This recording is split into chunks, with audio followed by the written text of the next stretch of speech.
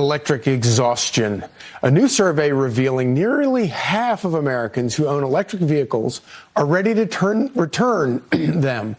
These fed-up drivers citing the high cost of lack of charging stations among the reasons why gas-powered cars, including diesels, are still the way to go. Energy expert Jason Isaac is founder of the American Energy Institute, and he joins us now. Great to see you, Jason. So, great to be on, Charlie. This is amazing, even as we know what a failure this whole effort to force Americans into electric cars is. Nearly half of American electric car owners are going to return to gas-powered cars? Yeah, Tesla is the only automobile manufacturer where just over half of the original purchasers of their Tesla EVs will go back and buy another one. It's just over half. Every other manufacturer of EVs, it is way over half of people returning back to internal combustion engines.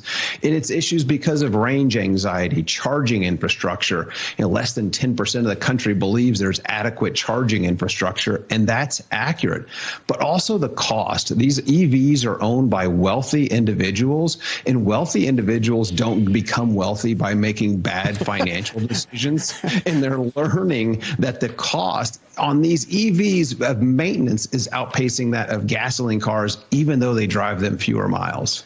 Yeah, and of course, all of these directives about, you just go buy a Tesla, it kind of reminds me of let them eat cake. But the range anxiety thing is the thing that it kind of blows my mind. So not only does the range degrade pretty dramatically over time, but the range also dramatically decreases, at least temporarily, if it's too cold outside or if it's too hot outside.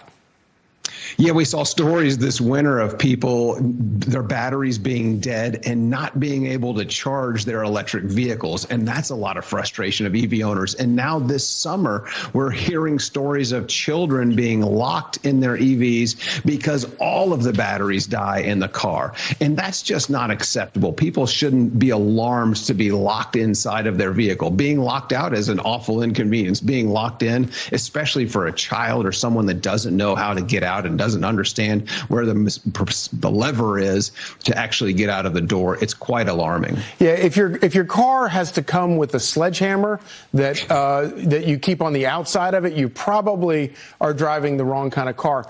But step back, big picture. So obviously we have the problems with the cars, and by the way, great electric cars. Let's expand. The problem here is that you have government trying to force something when the market isn't ready for it.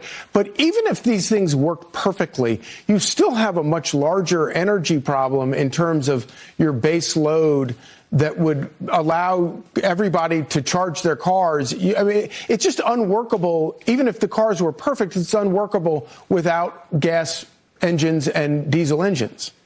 No, you're absolutely right, Charlie. We don't have enough electricity in our grid to meet the demands of today. Costs are skyrocketing. Americans are getting crushed. Yeah. I published Overcharged Expectations with the Texas Public Policy Foundation that shows the true cost of electric vehicles. It's astronomical. Great. Thank you so much. Great to talk to you. More Fox and Friends next.